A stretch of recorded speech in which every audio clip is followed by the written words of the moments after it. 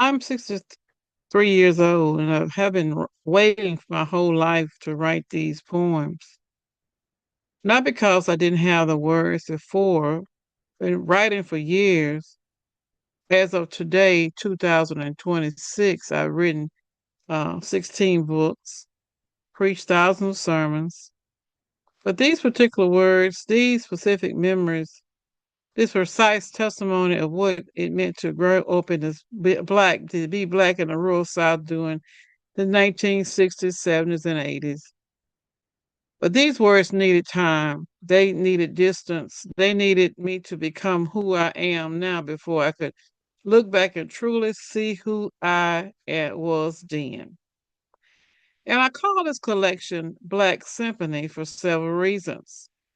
First, because it's unmistakably, unapologetically black, rooted in the soil of rural South, shaped by the struggle for dignity and survival, sustained by the strength of black communities and the power of black faith.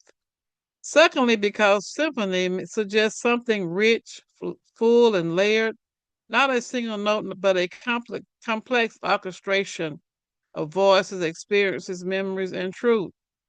And thirdly, because like a symphony, this is a collection of structured and movement that build on each other, each one essential to understand the whole. So I've been going to a lot of orchestras, a lot of symphonies, and I sit there and watch them as they play all different types of about 500 or 600 types of maybe not that many, but it's looked like those many and playing those different instruments, and they have different sounds and different instruments, and they all come out to make a great, beautiful, precise sound. So I was born in 1961. 2 years before Dr. King stood on the steps of Lincoln Memorial and declared, "I have a dream." I grew up during the twilight of Jim Crow and drawn of integration, and in a time when laws changed faster than hearts, when signs came down but attributes remained. I was part of the first generation of the black children sent into the all-white school, carrying the weight of representation on shoulders too young to fully understand what we were being asked to do. But these poems is chronically is these poems chronicle that journey, not as history lessons, but as lived experiences. They move through four movements like a symphony: childhood awakening in the 60s, coming of age the 70s, young adult the 80s, and a reflection and legacy now, looking back and looking forward.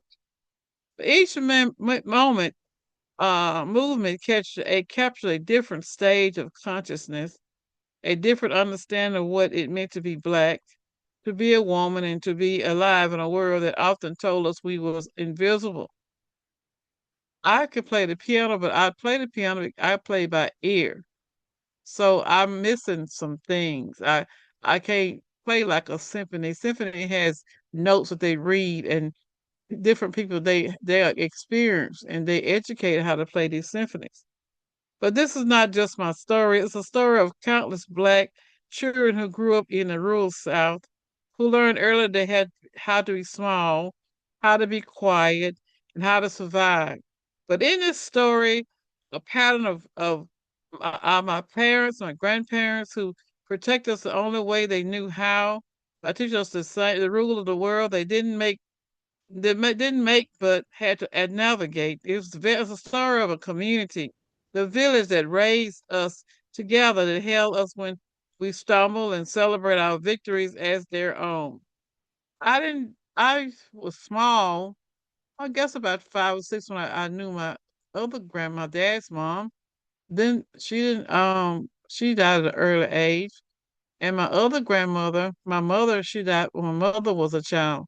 So I was deprived of a grandmother, but I had aunties in my mother's family and aunties in my dad's family that stepped in to be, and people at the church who stepped in to be surrogate mothers for us. And my daddy was a pastor, of course. I'm a PK kid.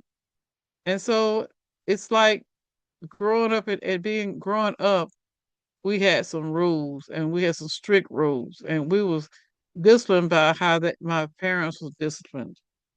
And if the story is of becoming, of refusing to let circumstances define my destiny, of going back to school at 40, at 50, at 60, becoming a nurse, a preacher, and a writer and a doctor of divinity, not despite the obstacles, but through them, because of the ancestors who paved the way and the children who needed to see if it was possible. I think in my family, I'm the first one who graduated from college.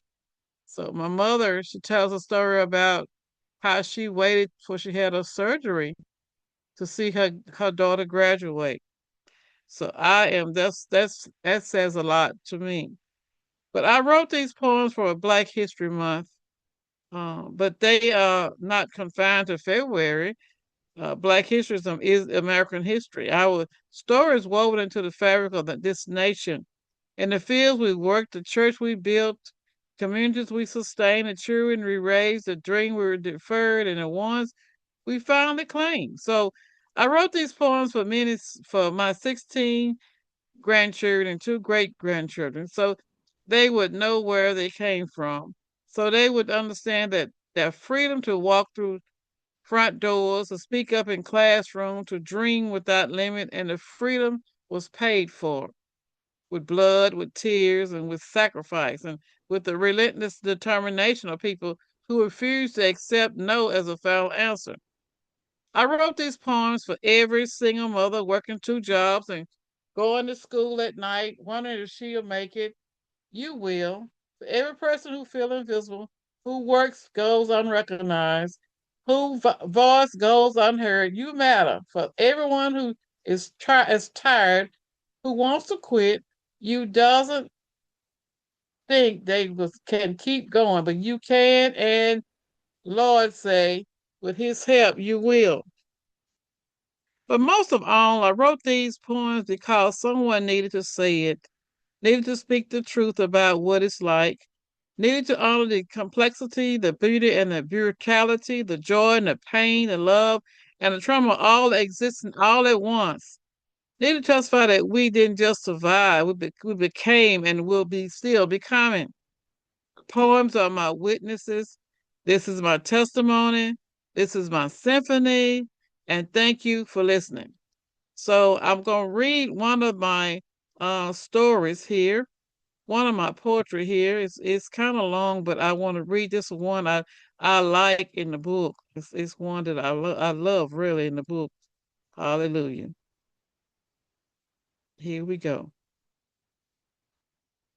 It's called The Village. I didn't do this alone. I couldn't have. Nobody survives when we survived. Nobody becomes what we became.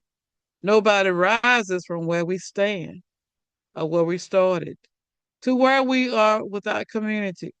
Without the village that raises us, feeds us, holds us, corrects us, protects us, and celebrate you. In the rural South, we didn't have much, but we had each other. When Mama was sick, Miss Johnson brought soup. When Daddy car got shot up, the men from the church helped fix it. Stood in our yard until we felt safe. When I didn't have money for school supplies, somebody grandmother showed up with some pencils and paper and told me to study hard. When I had my first baby at 23, the church mother came and showed me how to hold him and how to feed him, how to survive on no sleep. Left casserole in my kitchen for weeks. We looked after each other, children, like they are our own because they were our own. Your child was my child. Your child was yours. And our adult could correct my inner child because we were all responsible for raising them right. We borrowed sugar, flour, eggs, knowing we'd give it back when we could, or maybe wouldn't. But that was okay because next week we might be the ones who need to borrow it. We sat on porches together, told stories, didn't lock our doors, laughed loud, cried when we needed to held space for each other's joy and each other's pain. We celebrated together birthdays, graduation, wedding, new babies, new job, Anything worth celebrating because everybody celebrated together in the village. We mourn together. We sit up with the sick, cooking for the grieving, showed up at funerals, holding each other when the weight got too heavy to carry alone. But this is what sustained me throughout everything. When I left that first marriage, when I was raising six children alone, when I was working and studying and didn't know how I'll make it, the village held me. Someone watched my kids so I could go to class. Someone brought groceries when my money ran out before the month did. Someone called to check on me, to pray with me, to remind me I wasn't alone. The village didn't let me fall. Even when I stumbled, even when I wanted to quit, and even I thought I couldn't go on, somebody was there to catch me, to lift me, to push me forward. And now, 24 years of pastor, I do the same. I'm the village for someone else. I bring soup when they're sick. I watch their children. I show up at the door with encouragement, with prayer, and whatever they need. I build communities the way it was built for me. One act of care at a time, one moment of showing up, one gesture to say you're not alone, you are not forgotten, and you matter to us. Because that's what community does. Not just people who live near you, but people who show up for you, who invest in you, who refuse to let you go through life carrying everything by yourself. Community is a network to hold us all, not perfectly, not without conflict, not without struggle, but together, always together. I tell my grandchildren, don't forget where you came from. Don't forget the people who helped you get there. Don't forget that nobody makes it alone. And don't forget to be a village for someone else. Because that's how we survive. That's how we thrive. That's how we become. Not as individuals climbing over each other, but as community lifting each other up. The village raised me. The village sustained me. The village made me who I am. And the village, and this beautiful, imperfect, irreplaceable village, is how we all made it through together, always together. That's one final note. That's how the symphony ends. Not with one voice, but with all of us singing one song.